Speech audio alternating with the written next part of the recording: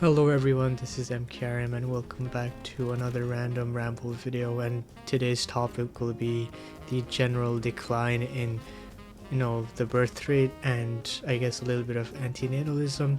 This is something that I did cover a little bit in my previous video, but I just wanted to talk about it a little more because it's something that I do think about it sometimes. So in this video I plan to cover the definition of antinatalism and the types of people that wouldn't have children. So I just wanted to explore the definition of antinatalism first because I'm gonna be honest, I personally don't know what it means, like what the exact definition of it is.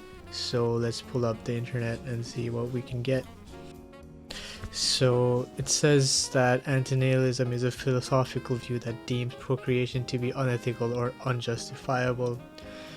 I guess that makes sense, but I guess I have a slightly different definition, which is just rejecting, having kids for various other reasons. Like, you might not necessarily think that giving birth is unethical or unjustifiable in every circumstance, but there's probably quite a bit of circumstances where you will view giving birth as unethical or unjustifiable. So if we think about it, there probably isn't a lot of people that follow the textbook or internet definition of antinatalism.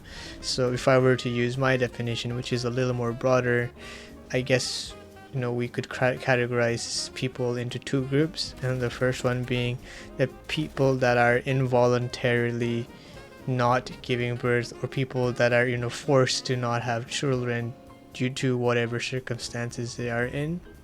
And the second group of people are people that willingly don't have children.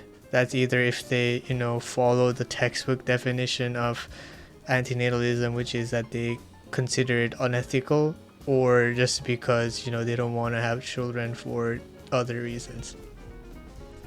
So let's look into the first type of people that wouldn't want to have kids, and that's people that are not having kids because they don't have a choice. And if you look at the current economic state of this world, it makes sense.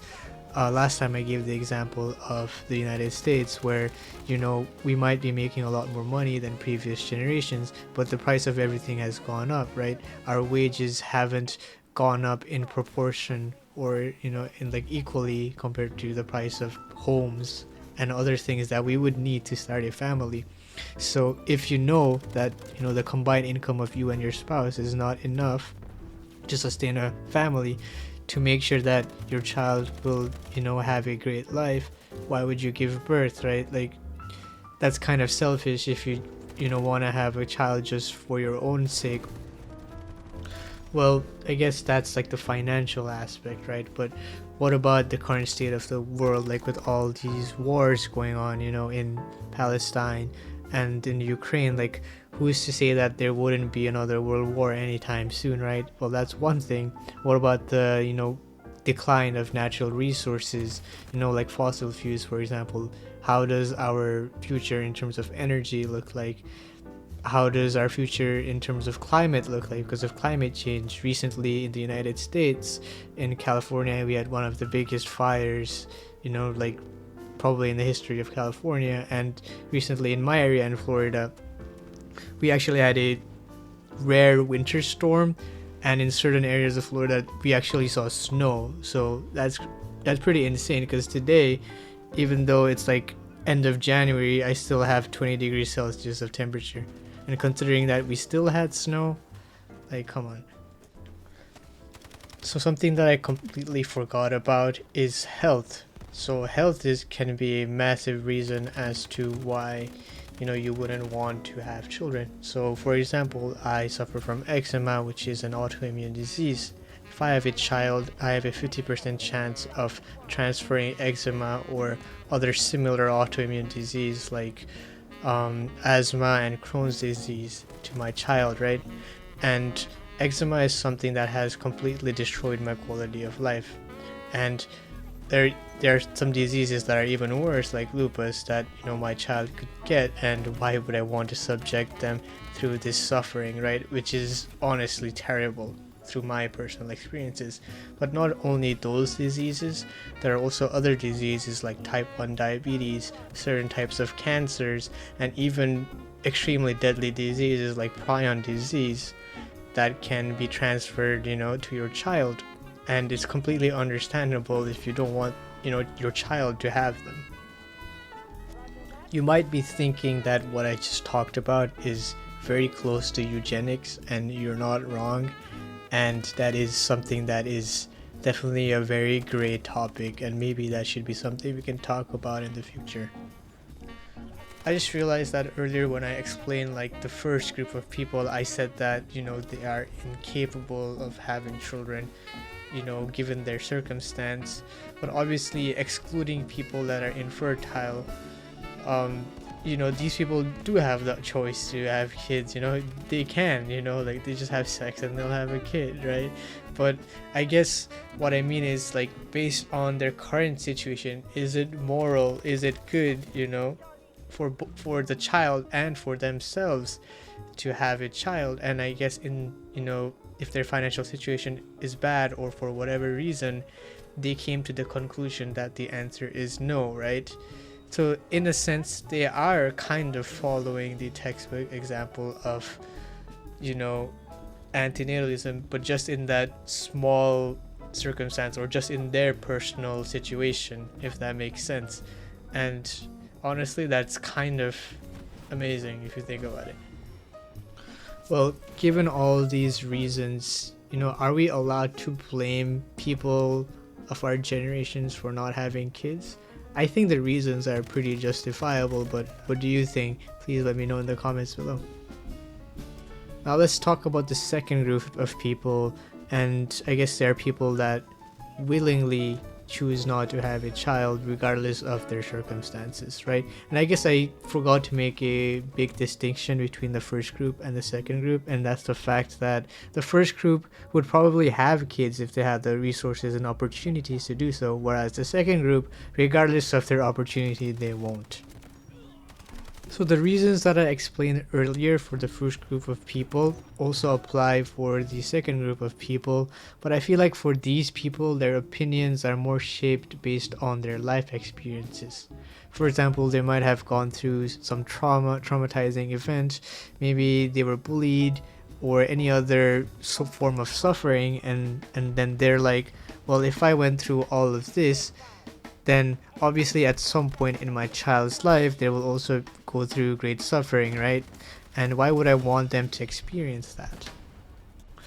I might just be assuming here, but I also feel like people in this second group are also people that would have wished to not be born, if that makes sense, right? Because if they don't want their child to go through all this suffering, they're probably also like, I wish I wasn't born, right? Because I didn't want to go through all of this too.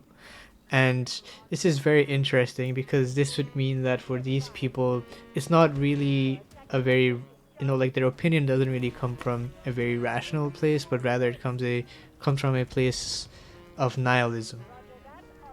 And now that I think about it, the original or the actual definition of antinatalism has started to make sense to me. Like, for these people, regardless of the circumstances, just the fact of being born, or just the fact of giving birth, means that you're subjecting your child to suffering. So in any case, that is just unethical or unjustifiable.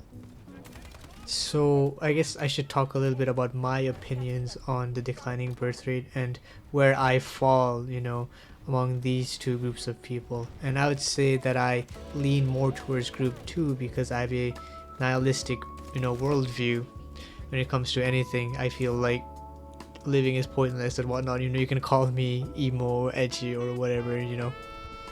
So if I ever have the choice or opportunity to have a child, and I'm gonna be honest, I don't think that will ever happen in my life, but hypothetically, if I ever have the choice, then I would choose not to have a child. Honestly, as much as I want to say that my reasons for not wanting to have a child are, for the reasons that I laid out above, there are some very selfish reasons as to why I don't want to have them. And one of them is the fact that I don't want more responsibility. I am running away from responsibility, and having a child means that I lose a lot of freedom as well. I might not be able to travel a lot, might not be able to live for myself. And going back to the point of people that are in camp 2, I guess it's not surprising that when you've suffered so much, you just want to spend the rest of the time for yourself, I guess. And that's kind of what I want to do as well. I guess the key takeaway is the fact that before you try to make a big decision, or before you're going to make a big decision like having a child, you should probably sit down and think and discuss with your spouse, right? Because I feel like even as a parent, you would want the best for your children, right? And that means you also want to start planning for that beforehand. As much as I want to yell at everybody to not have kids because I hate humanity and I want humanity to end, I'm not gonna go and stop you from having children or yell at you if you do decide to have children. Just live your life, make wise decisions, and make sure you don't regret it. And as always, remember that you are loved, that there are people that want you, that need you, and don't forget to take care of yourself. Go drink water, stay hydrated, go to sleep, or whatever the fuck. Well, if you watched till here, or rather listened till here, then thank you for your time. And if you have any thoughts about the topic, if you want to freaking yell at me or whatever, leave that in the comments. And if you like this video, obviously like it. Yeah, take care, goodbye.